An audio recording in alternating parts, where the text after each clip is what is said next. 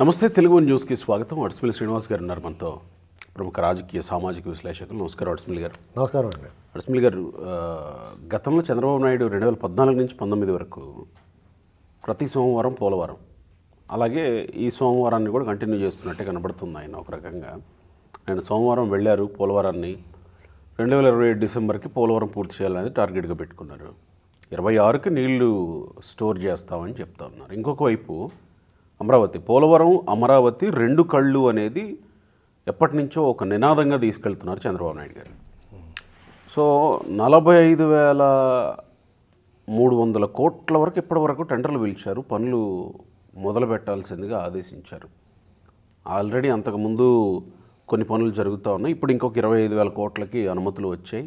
ఇంకో 3 రోజుల్లో టెండర్లు పూర్తి చేసి పనులు ప్రారంభించబోతూ ఉన్నారు. ఇవి నిర్దిష్ట కాల పరిమితిలో పనులు పూర్తయిపోతాయి. గతంలో అమరావతి అని అంటే ల్యాండ్ పూలింగ్కో తర్వాత తాత్కాలికంగా కట్టడానికో పరిమితమైనటువంటి అమరావతి ఇక ఈసారి పూర్తిగా చంద్రబాబు నాయుడు గారు వెలగపూడిలో ఇల్లు కట్టుకోవడంతో ఇక పూర్తయిపోతాయని అనుకోగలమా? ఖచ్చితంగానండి. ఎందుకంటే ఇక గెజిట్ ఇచ్చేసినట్టే రాష్ట్రపతి నుంచి. అమరావతి కానీ పోలవరం కానీ మనం అనుకున్నంత తేలిక విషయాలు కాదండి. అదొక యాగం అండి. అంటే యాగం అంటే ఇంట్లో సత్యనారాయణ వ్రతం చేసుకున్నట్టు కాదు. బాగా అంటే అమరావతి అదొక భిన్నమైన సబ్జెక్టు. భూ సమీకరణ, ప్రజలను ఒప్పించడం, తర్వాత మళ్ళా అక్కడ ఏమేమి నిర్మించాలి, ఆ భూములు ఎలా కేటాయించాలి, వాళ్ళ ఫ్లాట్స్ ఎలా కేటాయించాలి, అందులో వాళ్ళకి అసంతృప్తి లేకుండా ఏం చేయాలి, అక్కడ నిర్వాసితులు ఉంటారు వాళ్ళ పరిస్థితి ఏంటి, ఇవన్నీ చూసుకుంటూ అది మల్టీ టాస్క్. పోలవరం కూడా అక్కడ ముంపు ప్రాంతం, ఆ ప్రజలందరినీ గ్రామాలు ఖాళీ చేయించాలి. ఇలాంటి పరిస్థితుల్లో ఆ రెండు కూడా విభజిత రాష్ట్రానికి తలకెత్తుకోవాల్సి వచ్చింది సడన్గా. దాన్ని ఆయన ఒక కొలుక్కు తీసుకొచ్చి పోలవరంలో R&R ప్యాకేజు, ఆ విషయంలో గత ప్రభుత్వం అంటే రాజశేఖర రెడ్డి జలయజ్ఞం తలపెట్టినప్పుడు కాలువలు తవ్వించేసి వాళ్ళకి ఏం చేయాడంటే రాజశేఖర రెడ్డి ఆ పెద్ద మొదటి కేసులు అండి ఇవన్నీ. వాళ్ళు బ్యాచ్ ఉంటారు కదా, రెడీగా ఆవురమంటారు. అప్పుడు 10 ఏళ్ళు దూరంగా ఉన్నారు అధికారానికి కాంగ్రెస్ బ్యాచ్. అప్పుడు ఈ తిమింగళాలన్నీ కూడా వాళ్ళకి ఆల్అవుట్లా చూస్తున్నారు, రెడీగా నోరు ఆవలించి ఏది నొక్కితే అది ఆల్అవుట్ చేసేద్దామని. ఆల్అవుట్ తెలుసు కదా, అవి యాడ్ వస్తూ ఉంటారు, లడక్కని లాగేసుకుని 4 తోటి లావులు పడేసుకుంటుంది. అలా చూస్తున్నారు ఏది దొరుకుద్దని. కరెక్ట్గా ఏం చేయాడంటే వాళ్ళ గ్యాంగ్కి మొబిలైజేషన్ అడ్వాన్స్లు ఇప్పించాడు. అంటే పెద్ద పెద్ద కాంట్రాక్టులకి, చిన్న కాంట్రాక్టులు, సబ్ కాంట్రాక్టులకి చేత పనులు చేయించుకుని అది చూపించి బిల్లులు చేయించుకుని వాళ్ళు పాడే వీళ్ళు తీసుకుంటారు మామూలుగా కాంట్రాక్ట్ ఒకటి తీసుకుని. ఈ పెద్ద కాంట్రాక్టులకు ఉన్న ఒక్క వెసులుబాటు ఏంటంటే మొబిలైజేషన్ అడ్వాన్స్ అని ఈ మూటట్టుకుపోయి పని చేసుకో మొదలెట్టు అంటారు, ముందే పెట్టుబడి పెడతారు వాళ్ళకి. దాంతో వాళ్ళు ఏం చేస్తారు, సబ్ కాంట్రాక్ట్కి ఇచ్చేసి సబ్ కాంట్రాక్టర్ చేత పనులు చేయించి వీళ్ళు మొబిలైజేషన్ అడ్వాన్స్ ఇచ్చిన దానికి ఆ వర్క్ చూపించి మళ్ళీ దాన్ని బిల్లు తెచ్చుకుని దాన్ని నడిపిస్తారు కదా. ఈ మొబిలైజేషన్ అడ్వాన్స్ ఇచ్చిందంతా మింగేస్తారు. దాన్ని ఏం చేసుకోవాలి, భూమి పెట్టారు. అప్పుడు విపరీతమైన భూమి వచ్చేసింది రియల్ ఎస్టేట్. మీకు 2004-05లో చూసారా, 2004 మధ్యలోంచి 2007-08 వరకు తారాజంలా లేచిపోయింది రియల్ ఎస్టేట్. కారణం ఏంటంటే ఈ సొమ్ము ఇక్కడి నుంచి వచ్చింది, ప్రజల్లో తిరిగేసి. ఎక్కడో మీరు 10 ఎకరాలు అమ్మారు, 10 కోట్లు వచ్చింది, దాన్ని ఇంకో చోట పట్టుకెళ్ళుకుంటారు. అంటే అన్ని చోట్లకి పాకెత్తది. ఆ పరిస్థితుల్లో కాలువలోడి తవ్వించి వదిలేసాడు నేను. ఇంకా తర్వాత ఉద్యమాలు, రాష్ట్రం విడిపోవటం, మళ్ళీ పోలవరం చేపట్టడం, ఈ జాతీయ ప్రాజెక్టుగా తీసుకోవటం, కేంద్రం నిర్మించడం అంటూ మేము మా ఆధ్వర్యంలో నిర్మించమని అన్నారు. 70%, 72% పూర్తి చేశాడు ఆయన. కాపర్ డ్యాము, డయాఫ్రమ్ వాల్ ఇలాంటివన్నీ అవి పైకి కనపడవు కదా, ఎక్కడున్నాయని అడిగారు వీళ్ళు వైసీపీ వాళ్ళు. అలాంటి వాళ్ళు మన నాయకులు మన కర్మ గాలిపోయి వాళ్ళు తగిలేశారు మనకి. సరే ఏదైతేనే తప్పదు కదా, ఒప్పుకున్న తర్వాత వాయించక తప్పదు కదా అన్నట్టు జనం భరించారు. 5 ఏళ్ళు కాలువలో ముంచి చంపేస్తారు నీళ్ళలో. ఎవరన్నా చంపాలనుకున్నప్పుడు కొంతమంది నీళ్ళలో ముంచి చంపుతారు కదా, అలా చంపేశారండి ఆ ప్రాజెక్ట్ని. ముంచి చంపేశాడు. డయాఫ్రామ్ ఇప్పుడు అక్కడ 2 ఏళ్ళ పాటు పనులు చేయకుండా వదిలేస్తే సగం కట్టిన గోడ ఎలాగ నిలబడద్దండి? ఏ నిర్మాణమైనా ఉంటుందా? చాలా దారుణంగా కాంట్రాక్టర్ని మార్చి రివర్స్ టెండరింగ్ అని ఎంతకీ సాధించింది ఏంటి 300 కోట్లు, అక్కడ నష్టపోయింది ఏంటి 3000 కోట్లు. ఇప్పుడు 3000 కోట్లు అదనంగా అవుతుంది ఇతను చేసిన పనికి. సమయం 2 ఏళ్ళు. నీ 3000 కోట్లు ఎప్పుడోకప్పుడు రోడ్డు మీదనే దొరకొచ్చే అవకాశం ఉంది. కానీ ఈ 2 ఏళ్ళు 3 ఏళ్ళు ఈ 4 ఏళ్ళు ఇతను హయాంలో ఉన్న సమయం దొరుకుద్దా? దాన్ని ఎవడన్నా ఇవ్వగలడా? అంటే అతను సరిదిద్దుకోలేనంత, పూడ్చలేనంత నష్టం చేసాడు. మన అందరం కూడా ఇలా అరాచకం చేసాడు, ఇల్లు లాగేసుకున్నాడు, సర్వేరాళ్ళ మీద ముఖం వేసుకున్నాడు, ఈడేడు మొహం అని అనుకుంటున్నాం. కానీ మనం అతను మనకు గసికేసేసింది పోలవరంలో వేసేసాడు, అమరావతిలో వేసేసాడు. అమరావతిలో పిచ్చి మొక్కలు కొండ సెలవులను పెంచాడు అతను. తెలుసా మీకు? అడవి కింద పెరిగిపో వదిలేస్తే కొండ సెలవులన్నీ కూడా వరదలు వచ్చినప్పుడు ఒడ్డుకొచ్చేసి జాయిగా ఇందులో దూరేసినాయి. అక్కడ కోళ్ళు, కుక్కలు, రప్పలు, ఎలకలను తినేస్తా బలిచిపోయినాయి. వాళ్ళకి మళ్ళీ ఇంతలో అయిపోయినాయి. మొన్న జంగిల్ క్లీన్ చేస్తున్నప్పుడు ఉంటాయి కదా ఏంటంటే ప్రొక్లైన్లు చుట్టేసుకుని అలా ఏలాడబడుతూ ఉన్నాయండి ఆ పాములు, పొడపాములు, కొండ సెలవులు ఇవన్నీ. ఒళ్ళు గగురు పొడిచే పరిస్థితి. అది చాలదన్నట్టుగా చంద్రబాబు నాయుడు గారు నిర్మించిన అధికారుల గృహాలు, నివాస గృహాలు, క్వార్టర్స్, ఎంప్లాయీస్, అలాగే అక్కడ నిర్వాసితులకి కొంతమందికి ఇళ్ళు కట్టించారు. 5,000, 6,000 ఇళ్ళు, ఫ్లాట్స్. అన్నిటి మీద మొక్కలు మొలిపించేసాడు.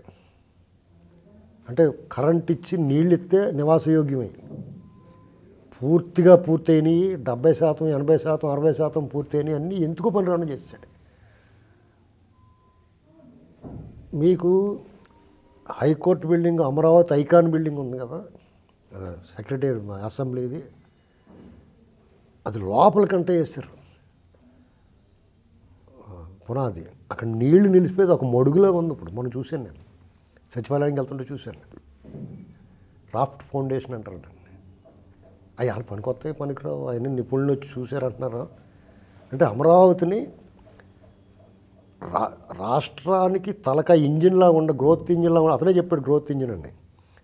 దాన్ని నువ్వు ఏమీ నొప్పి లేకుండా గత ప్రభుత్వం అలా వదిలేసి వెళ్ళిందా నువ్వు కంటిన్యూ చేస్తే, నువ్వు ఒక్క రూపాయి ఎఫెక్ట్ పెట్టక్కలేకుండా, ఒక్క క్షణం ఆలోచన లేకుండా దాన్ని కంటిన్యూ చేసి ఉంటే ఇవాళకి అది ఒక ఎస్టాబ్లిష్ అయిపోయి ఉండేది. అది చెయ్యకపోగా అక్కడ వీళ్ళు వేసిన రోడ్లు కూడా తవ్వించిపోయారు, అక్కడ నిర్మాణ సామాగ్రిని దొంగిలించిపోయారు. ఎంత దారుణం ఉండేది అసలు. తలుచుకుంటే వీళ్ళు ఏం చేసినా పాపం లేదనిపిస్తుంది. వీళ్ళు వచ్చి మళ్ళీ జాగ్రత్తగా గాలి, తుఫాను, దుమారం, సునామీ వచ్చిన తర్వాత గుడారాలు గట్ట లేచిపోతేని అక్కడక్కడ ఎగిరిపోయి చెంబు, ముంత, కిలమెక్కిన తప్పేళాలన్నీ ఏరు పోగొట్టుకుంటారు కదా, అలా పోగొట్టుకుంటూ కూర్చున్నారు. వీళ్ళు చూస్తే జాలేస్తుంది. ఈ కేడర్కి ప్రజలకు కూడా ఆగ్రహం. ఎందుకంటే ఇదిగో వీడు ఈ రోడ్డు తవ్వుకెళ్ళిపోయినప్పుడు ఏమీ మాట్లాడకుండా కళ్ళు మూసుకు కూర్చున్నాడు పొట్టలు పెంచిన అధికారి, వీడిని ఎందుకు ఏం చేయట్లేదు మీరు అది అడుగుతున్నారు. అయ్యా మా భూములు ఎత్తే మమ్మల్ని ఇంత దుర్మార్గం, నమ్మక ద్రోహం చేస్తావు నువ్వు అని చెప్పి నిరసన వ్యక్తం చేసిన వాళ్ళు పచ్చి బాలింతరాలు పొత్తి కడుపు మీద తిన్నాడు అక్కడ పశువులు అంటాడు. వాడి మీద చర్యలేయి. 3 రాజధానుల పేరిట శిబిరం ఏర్పాటు చేసి మమ్మల్ని కవ్వించి, వెక్కిరించి, ఎగతాళి చేసి, వేళాకోళం చేసి, మమ్మల్ని వేధించి వెంటాడిన వాళ్ళని నువ్వు ఎందుకు వదిలేస్తున్నావు? ఇది ఈ కేడర్లో ఉన్న బాధ, అసంతృప్తి, అసహనం. దీనంగా చూస్తున్నారు. జగన్మోహన్ రెడ్డి మీద నిరసన వ్యక్తం చేశారు, మౌనంగా రోధించారు, ఆవేశపడ్డారు, ఆక్రోశపడ్డారు, ఉక్రోషపడ్డారు, రోషపడ్డారు. కానీ తగిన ప్రతిచర్యలు చేయలేకపోయారు. ఎందుకంటే రాజ్యంతో పోరాడాలి. రాజ్యంతో పోరాడడం అంటే సామాన్యుడికి చాలా కష్టమండి. ఇవాళ వీళ్ళకి కావాల్సిన ప్రభుత్వం వచ్చింది, వీళ్ళని నమ్ముకున్న నాయకుడు వచ్చాడు. ఆ నాయకుడు అమరావతిని వైభవం వైపు నడిపిస్తాడు, దాంతోపాటే వీళ్ళని కూడా శిక్షిస్తాడనేటువంటి ఆశ ఉంది వీళ్ళందరికీ. అది ఎక్కడ కనపడట్లేదు. అది ఒక బాధ. నేనేమంటానంటే, ఒకవేళ మీ నాయకుడు కొట్టకపోయినా మీరు కొట్టండి అని చెప్పాలి కదా. కొట్టండి అని చెప్పడం ఏంటంటే, పచ్చి బాలింతరాలు పొత్తుగడిపి మీద తన్నోడు కేసు మీరు ఎందుకు పెట్టరు? లేకపోతే మిమ్మల్ని వెక్కిరించినోడు ఉంటాడా ఆ పోలీస్ అధికారులు, లేకపోతే నేమ్ ప్లేట్ లేకుండా మీ మీద చేశారు. అప్పుడు ఉన్న సిఐఓ ఎవడో మీకు తెలిసినోడే ఉంటాడు కదా పేరు, ఆడ మీద కేసు ఎందుకు పెట్టరు మీరు? ఇటుకరా ఇచ్చి కొట్టేసిన విజయరావుని ఎందుకు వదిలేస్తున్నారు మీరు పెట్టండి కేసు, మిమ్మల్ని ఎవడొద్దన్నాడు? ఉద్యమం చేశారు కదా 4 ఏళ్ళు నిర్విరామంగా, అత్యంత సహనంతో, సంయమనంతో, ఓర్పుతో, ఓదార్పు కూడా కోరుకోకుండా చేశారు కదా మీరు. ఒక్కసారి మీకు ఒక రిలాక్సేషన్ వచ్చేసిందా? చంద్రబాబు వచ్చేయడం అది కట్టేస్తారు, మనకి ఎందుకు వచ్చిన గొడవ బాగానే ఉందాం అనుకుంటున్నారు? కాదు కదా. మళ్ళా ఇటువంటి ప్రమాదం తలెత్తకుండా ఉండాలంటే అప్పుడు లెగిసిన నోళ్ళు, తలెత్తిన పావుల్ని మీరు తల మీద తొక్కాలి కదా.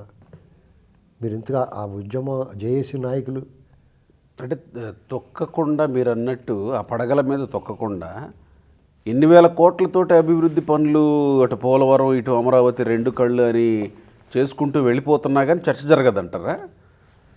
అంతే కదా. చర్చ జరగట్లేదు. అవును. ఆ స్థాయిలో అయితే ఇక్కడ రాష్ట్రంలో పెట్టుబడులు వస్తూ ఉన్నాయి.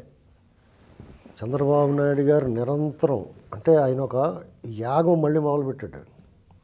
ఆయన డిస్టర్బ్ చేయకూడదు. ఈ దబ్బిడి కార్యక్రమానికి ఒక కమిటీ చేసుకోవాలి వాళ్ళు.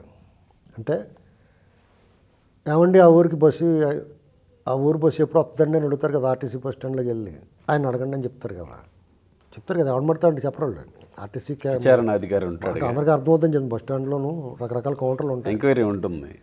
వెంకేరీ అని ఉంటాడు, ఏదో ఫోన్ చూసుకుంటూ కూర్చుంటారు. మనం చెప్తే 2 సార్లు అడిగితేనే కానీ చెప్పడం, అలా చెప్తారు కాడికి వెళ్ళండి అని. వీళ్ళు కూడా వాళ్ళు అలా కూర్చుంటారు. వీళ్ళ దగ్గరికి వెళ్ళమంటే వాళ్ళ దగ్గరికి పంపించాలి ఒక కమిటీ వేసి. ఆ ఆర్టీసీలో ఉన్నట్టు కాకుండా ఎవడొస్తాడు రా బాబు కంప్లైంట్ కానీ రెడీగా ఉన్నవాడు ఒకటి పెట్టి అక్కడ వాళ్ళకి ఒక టీం ఏర్పాటు చేసి వచ్చిన కంప్లైంట్ కల్లా రప్పమని ఫోన్లు వెళ్ళిపోయి ఈ కంప్లైంట్ ఇచ్చాడు ఇంటికి వెళ్ళి ఫోన్ చేసి లోపల అవతల లోపల కూర్చోవాలన్నమాట. అంత వేగంగా చేస్తే వీళ్ళు అమ్మ భలే చేస్తున్నారు. మీరు చేసి కార్యక్రమాలు వీళ్ళు ప్రచారకర్తలుగా ఉంటారు. అప్పుడు నీకు పోలవరం గురించి అయినా అమరావతి ఏదైనా గురించి అయినా జనాల నాంతది. ఇప్పుడు ఏమవుద్దంటే చర్చ జరుగుతుంది. ఎవడికాడు ఇప్పుడు వాళ్ళ నాన్న ఉంటాడు, వీడు నాకు ఇంత పెద్ద శాఖలెట్ కొనిపెట్టమంటాడు కొడుకు, చిన్న శాఖలెట్ తెచ్చాడనుకో,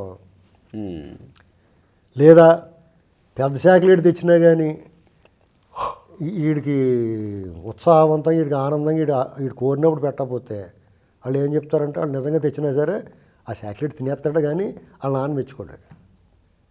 ఇది పరిస్థితి ఆంధ్రాలో. అర్థమైందండి. అందుచేత మీరు దబిడి కార్యక్రమాన్ని సిల్వర్ స్క్రీన్ మీద చూపించాలి. డిజిటల్ స్క్రీన్ వేసి ఇదిగో అని హెత్తనం వేయాలి, కుమ్మేత్తనం, మాకేం తెలదు బాబా అనాలి. ఏమో బాబా నాకేం తెలియదు, నా కళ్ళు కనపడమంటాడు రవితేజ్. అలాగా మీరు శుభ్రం కుమ్మేసి ఏమో బాబా మాకేం తెలియదు, మా కళ్ళు కనపడతలేదు, ఇది మంచి ప్రభుత్వం అనాలన్నమాట. కొడతాను ఉండాలి పక్క నుంచి. వాళ్ళు చెప్పుకోలేరు, ఏమీ చేయలేరు. ఎవడో నమ్మడు మీరు కొట్టారంటే కూడా. మీకు ఒక వెసులుబాటు ఏంటంటే చంద్రబాబు గారు కక్ష తీర్చుకున్నాడు అంటే ఎవడో నమ్మడు. దాన్ని అడ్వాంటేజ్గా తీసుకుని మడతెట్టేయచ్చు మీరు. ఆ పని చేస్తే మీరు ఏమి పేపర్ ప్రకటన కూడా ఇవ్వక్కర్లేదు, జనాలు వాళ్ళే చెప్పేసుకుంటారు. రైట్ అండి.